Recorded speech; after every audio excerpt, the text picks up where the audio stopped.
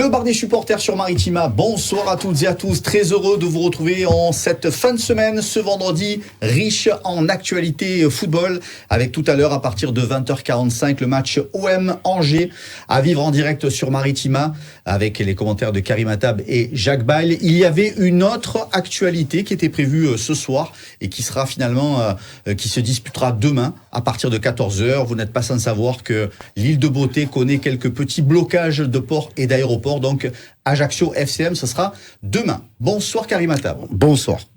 Bonsoir Jacques Bail. Bonsoir. Je pense qu'on peut faire un petit complément pour expliquer vraiment ce qui est, parce que là, il y a plus de grève, il y a plus rien, hein. Donc, pour que le match se joue demain 14h, il fallait que la grève des ports et des aéroports soit terminée, et il faut surtout que les officiels puissent arriver à Ajaccio en temps et en heure, parce que le FC Martigues, qui a été retardé pendant plus de 5 heures hier à l'aéroport de Marignane, a pu partir finalement hier soir. Donc eux, ils sont sur place, le délégué est sur place depuis hier soir, Ajaccio, bien entendu, est sur place, mais vu qu'il n'y avait pas le trio arbitral qui partait de Paris et certains officiels, ils ont été obligés, comme pour le match Pau-Bastia, à un report. Pau-Bastia est reporté à une date ultérieure.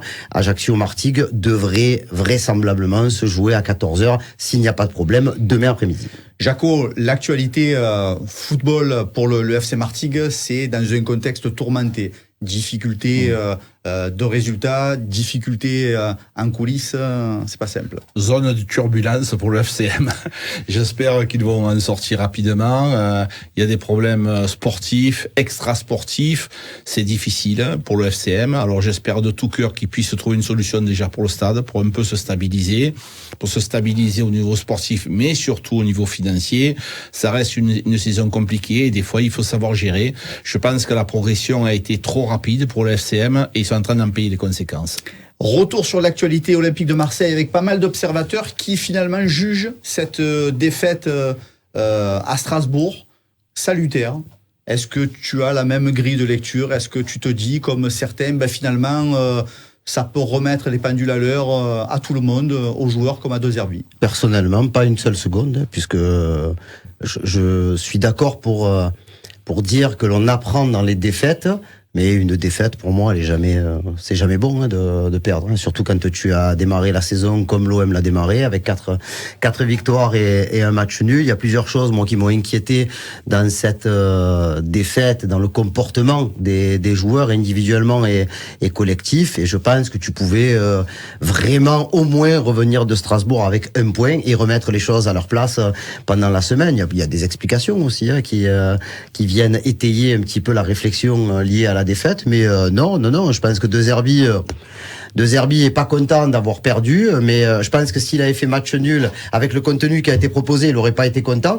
Et vu la tête des joueurs après le match, ils n'étaient pas marqués que par la défaite. Ils étaient marqués par le contenu de leur match, par le fait que l'OM n'a pas marqué pour la première fois de la saison, parce que ça aussi, c'est important. Il faut aussi expliquer que Geronimo Rulli, tout comme Djordje Petrovic, a fait un match énorme. C'est vrai que ce match-là aurait pu se terminer franchement sur un 2-2 ou sur un 3-2 pour Strasbourg, puisque Strasbourg a un but qui est validé. Donc non, je dis pas que les gens qui disent que la victoire salutaire, c'est le mot qui ne me convient pas. Mais on va dire, dans le malheur, c'est pas catastrophique et ça peut aider l'OM à repartir de l'avant. Mais si tu n'avais pas perdu, je pense que tu aurais quand même gardé les idées claires avant de jouer contre Angers, quoi. Avec ce besoin de reprendre la marche en avant pour les Marseillais, rien de mieux qu'un match à la maison dans ce temple marseillais. Oui, évidemment. Et contre une équipe dite plus faible, même s'il faut se méfier. Donc, c'est vraiment l'équipe pour pouvoir se relancer. J'espère de tout cœur que le coach va faire une équipe beaucoup plus équilibrée que ce qu'il a fait auparavant. Parce que sincèrement, je pense que l'équipe était complètement déséquilibrée. On n'a pas produit de jeu. Et donc, ce soir, il va falloir en produire. Alors, il y a des changements qui vont être bien sûr de bon aloi avec des défenseurs centraux à leur poste, avec un milieu de terrain que l'on récupère. On espère de tout cœur voir l'entrée d'Adrien Rabiot qui puisse nous apporter sa fameuse technique, ses fameuses passes. On a vu des passes externes qui éliminent 3-4 joueurs. Donc voilà, moi je pense que De Zerbi s'est trompé sur beaucoup de postes et il va se reprendre dès ce soir. Par rapport à ce que tu as entendu hier en conf de presse, par rapport aux indications, par rapport à ta manière de penser, à ce que tu penses que De Zerbi risque de faire, quelle est la compo la plus probable demain soir ? Ce soir, ouais. Tout à l'heure. Je pense qu'on n'aura aucune surprise pour le gardien de but. Puisque Geronimo Rulli sera titulaire. Après, voilà, ce qui pose interrogation, c'est surtout la défense, bien sûr.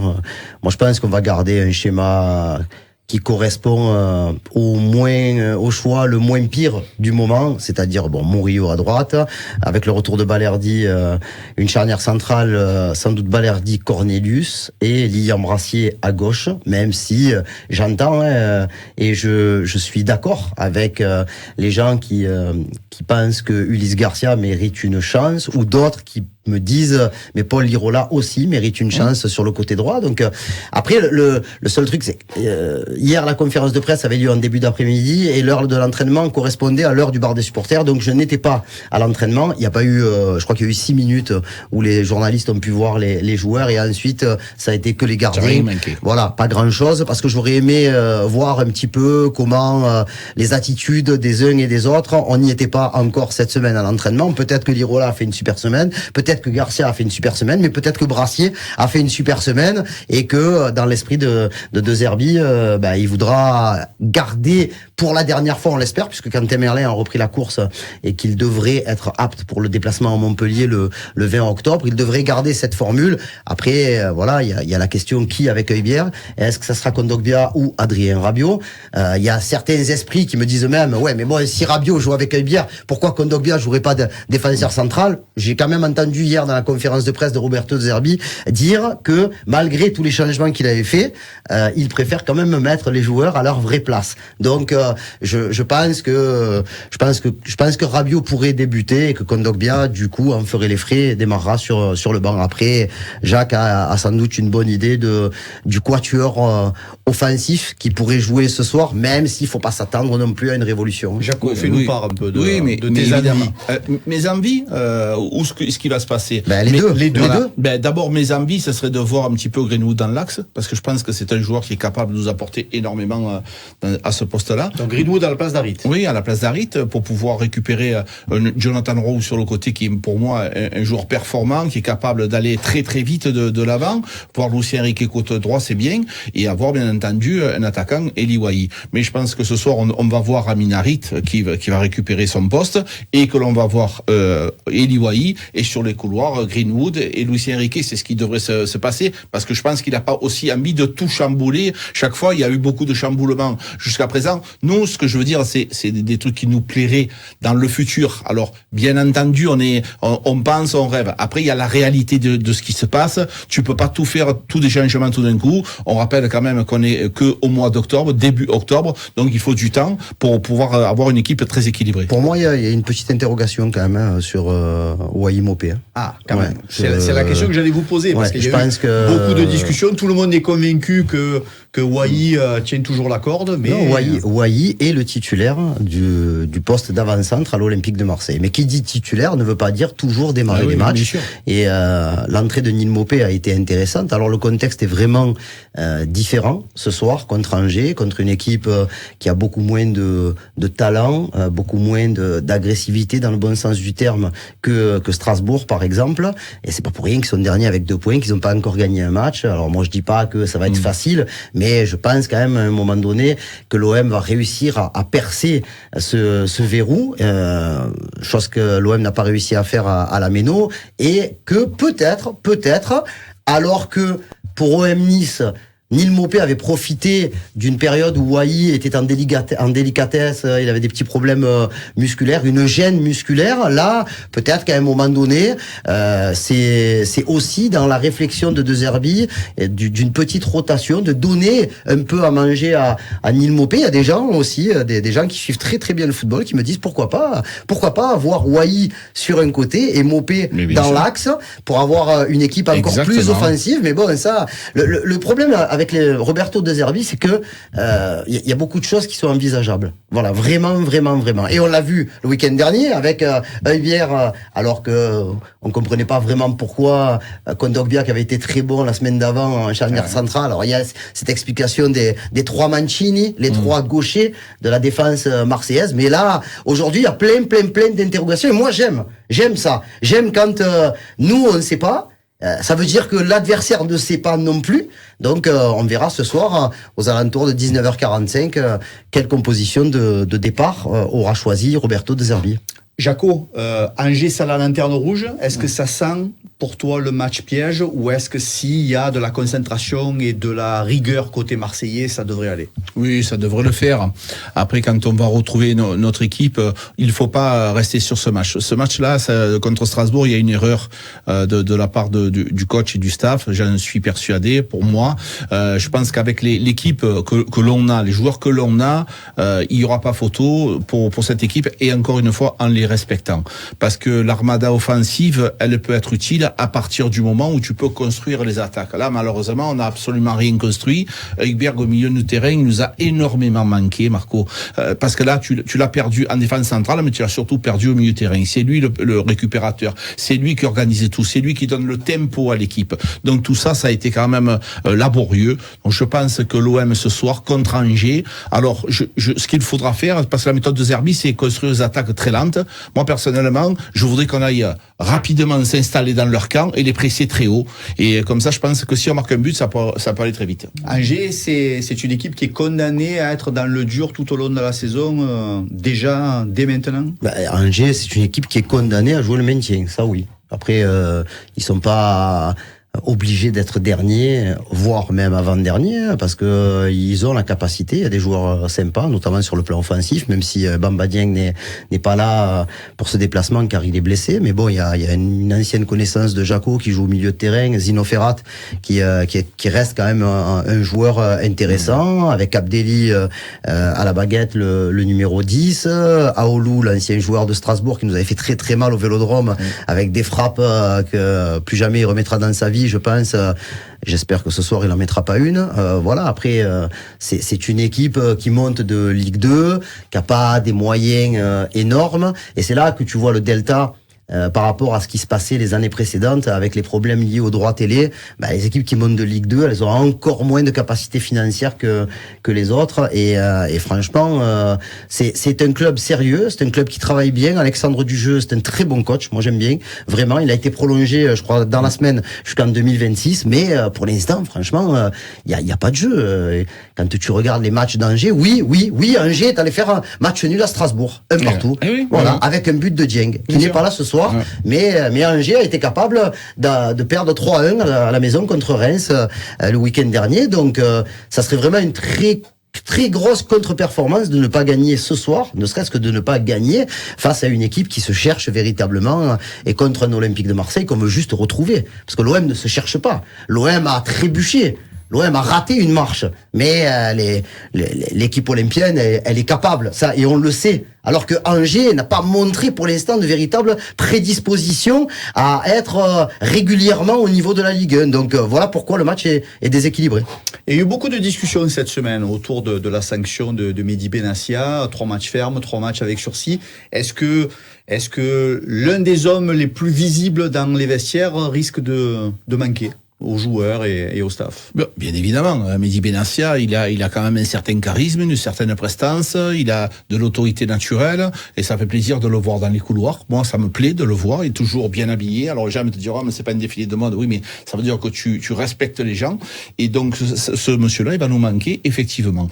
La sanction, on en a parlé, Marco, elle est disproportionnée, totalement. C'est tout simplement un scandale ce qui s'est passé. Il faut en prendre conscience. Ce monsieur-là, il nous a apporté énormément. Si si aujourd'hui l'Olympique de Marseille a su et a pu récupérer un bon entraîneur et surtout des bons joueurs, sincèrement, je pense qu'il y est pour beaucoup, voire énormément, notamment sur le cas Rabiot. On sait tous que Rabiot, il est venu grâce ou à cause de Benassia. Après, je sais que ça peut paraître bizarre pour certains, mais les directeurs sportifs prennent des vacances. Et ça tombe bien, de ce que je sais, Mehdi Benassia est rentré à Dubaï, là où sa famille vit au quotidien. Et je me souviens à l'époque de Zubizarreta, il y avait quelques temps après la fin du mercato, aux alentours du 15 septembre, l'Espagnol prenait une semaine ou 15 jours de vacances. C'est logique. Voilà. Et donc là, ça coïncide avec la suspension. Voilà. Alors ce qui me gêne un peu, c'est qu'il a raté le match de Strasbourg. Il est cadeau celui-là, puisque il n'avait pas eu de sanction encore. Et là, donc, il ne sera pas là ce soir contre Angers, logiquement. Après, je suis pas sûr qu'il soit pas là contre Montpellier le 20, mais il sera là le 27, c'est sûr, pour le match au MPSG. Après, oui, interdiction de toute fonction officielle autour d'un match, c'est qu'il ne pourra pas faire ce qu'il a fait à Lyon. Voilà, il pourra pas intervenir à la mi-temps dans les couloirs du Vélodrome, il pourra pas aller parler avec les arbitres, il pourra pas aller parler avec ses joueurs, mais voilà, c'est pas non plus la perte du siècle, puisque c'est juste un truc, je dirais que sur le principe ça interpelle de voir une sanction quand même aussi forte pour des paroles qui ont peut-être été légèrement déplacées, mais avec aucune insulte. Avant les pronostics, un tremblement de terre juridique initié par les avocats de Lassana Diarra, avec ce bras de fer d'une dizaine d'années entre le joueur, ses conseillers et la FIFA au sujet de certaines règles. Et le Lokomotiv Moscou, à l'époque, en 2014. Exactement. Au sujet des règles dans le transfert de joueurs, ça vient de tomber. La Cour de justice de l'Union européenne a décidé de donner raison à Lassana Diarra. Ça veut dire que cette décision est en train de rebattre complètement les cartes justement des règles dans les transferts de joueurs. En quelques mots simples, qu'est-ce que ça implique ? Ça implique que un joueur qui est sous contrat ne devra plus attendre obligatoirement, s'il veut changer de club, d'avoir l'accord de son club pour changer. Et ça change beaucoup de choses, quoi. C'est comme, je rigole parce que j'en ai parlé à ma femme tout à l'heure et elle me dit ouais mais quand tu travailles pour une entreprise, si tu veux changer de boulot, tu préviens, il y a un préavis et tu dis je vais changer de boulot, je vais aller. Alors je lui ai expliqué que le monde du football était différent et que les transferts faisaient en sorte que les joueurs étaient achetés pour une période donnée. Et donc, dans l'histoire, quand tu achètes un joueur, que tu le fais signer 4 ans, logiquement, si tu ne veux pas t'en séparer pendant les 4 ans et que tu veux qu'il aille au bout de son contrat, ou que le joueur flambe dès la première année et qu'il a des offres, mais qui ne te conviennent pas, ou alors parce que le joueur fait partie de ton projet. À l'époque, je me souviens, j'ai cette histoire de Pape Diouf et de Ribéry, où Ribéry voulait partir à Lyon, et Lyon proposait quand même un truc sympa, mais Pape Diouf disait au départ, il disait non mais nous on a besoin de Franck Ribéry pour continuer à grandir, et ensuite il en avait fait une affaire de principe, il avait dit peu importe, il ira pas. Voilà. Et là aujourd'hui ça c'est plus possible. Ça, avant c'était une équation à trois inconnus, c'est-à-dire je suis le joueur, tu es mon club et Jaco veut me recruter, je discute avec Jaco, mais si toi tu dis non, je peux pas y aller. Là, je dis Jaco, tu veux que je vienne chez toi ? Je demande pas, je viens. Voilà. Et c'est un peu résumé, mais c'est ça quoi. Jaco, est-ce que tu vois cette avancée comme une avancée positive ou pas ? Catastrophique. C'est catastrophique pour les clubs parce que je pense que quand tu es un club et que tu construis une équipe, un effectif avec des joueurs que tu as besoin, ces joueurs-là, notamment on va te dire no Greenwood, et que d'un coup il s'en va, ton équipe elle ressemble plus du tout à ça. Donc les clubs, les entraîneurs, ça va être une catastrophe. À un moment donné, on est en train de faire mourir le football, on ne s'en rend même pas compte. C'est très grave ce qui est en train de se passer. Tu te rends compte, le début de saison, tu construis ton équipe, tu construis ton effectif, tu fais un stage, tu construis ta stratégie avec certains joueurs. On a toujours 5-6 joueurs qui sont indispensables dans l'effectif, et puis d'un coup il s'en va 1, 2 ou 3, ton équipe elle ressemble à plus rien. Donc franchement c'est pas une bonne nouvelle. Cette incertitude, c'est aussi la fin des salaires et des et des mercatos mirobolants? Non, je pense pas, mais il va y avoir une adaptation de la part des clubs, de la FIFA, des agents aussi, parce que voilà, ils sont un peu au cœur du poulet là, avec ces réflexions-là. Mais bon, après, moi, je pense que les clubs vont pouvoir mettre des clauses aussi pour pouvoir se protéger un petit peu, des clauses, un montant de clauses de départ obligatoire, ou alors une date également dans le contrat qui te permet de partir ou de ne plus partir. Je prends l'exemple cet été. Je sais que Roberto De Zerbi, l'Olympique de Marseille, Pablo Longoria voulait vraiment que Leonardo Balerdi reste à l'Olympique de Marseille. Il a eu des approches de clubs quand même assez sympas, et il voulait vraiment voir comment ça se passe avec Roberto De Zerbi et son staff, et il a été rassuré mais très très très très vite, et il s'est dit oui, c'est dans ce club que je veux jouer, c'est dans cette équipe avec ce coach là. Donc on va dire que là, allez, le suspense a été levé assez rapidement en interne. Ils ont attendu un peu avant d'officialiser la prolongation de contrat. Mais voilà, aujourd'hui, la prolongation de contrat, elle ne veut pas dire que Leonardo Balerdi va rester 2 ans de plus. Elle veut dire qu'il y a une revalorisation de salaire qui fait en sorte que le joueur se sent peut-être plus important et impliqué dans le projet. Mais si Balerdi reste dans la lignée de ce qu'il a fait la saison dernière, pour l'instant, on le voit pas beaucoup avec blessure et suspension, mais il a quand même été rappelé, par exemple, par la sélection argentine. Si Balerdi flambe, automatiquement, tu vas avoir des gros qui vont arriver à la fin de la saison prochaine. Et pourtant, il sera pas en fin de contrat. Et il va falloir discuter un petit peu de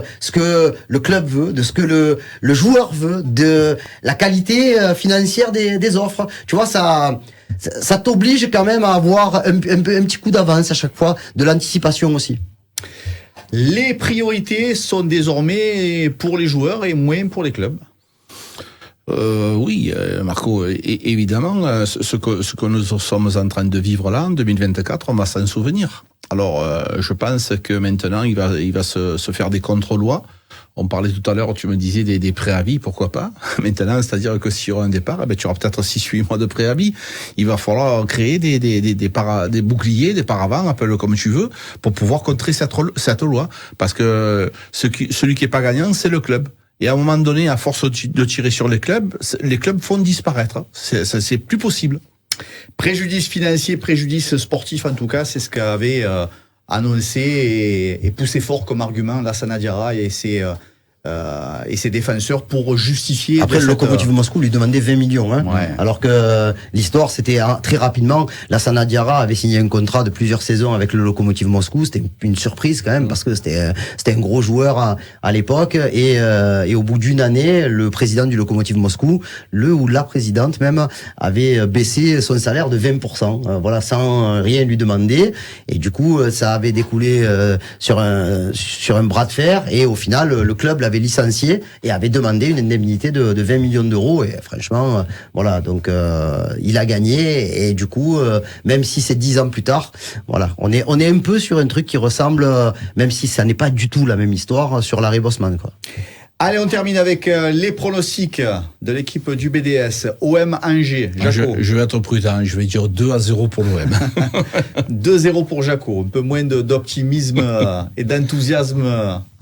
Fuego. Non, je pense que honnêtement, Jacques a tout dit tout à l'heure. Si tu arrives à marquer un but rapidement, tu devrais pouvoir rentrer plusieurs fois dans cette défense et mettre le ballon au fond des filets. Moi, je vais en mettre au moins un de plus. Je pense quand même que l'OM a des choses à se faire pardonner aussi, et avec une pensée pour les Ultras et les MTP qui ne sont pas au stade ce soir. Donc voilà, allez, au moins 3 buts d'écart pour moi. Allez, 2-0 pour Jaco, 3-0 pour Karim. Mettez une petite pièce et on verra ça dès lundi. Pronostic pour le match de demain, Ajaccio FCM. Très compliqué. Très compliqué. Très compliqué. Moi, je vois une victoire d'Ajaccio 2-1.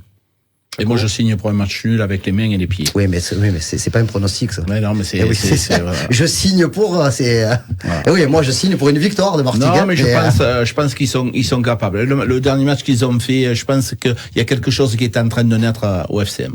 Allez, l'avant-match maritime en tout cas pour ce soir, ça sera à partir de 20h15, coup d'envoi 20h45 OM Angers avec nos deux amis Karim et Jaco. Merci les frérots, c'est tout pour ce soir. Merci les amis. Merci Jaco, merci Karim. Belle fin d'après-midi, bon week-end à toutes et à tous. Allez l'OM, rendez-vous tout à l'heure à 20h15.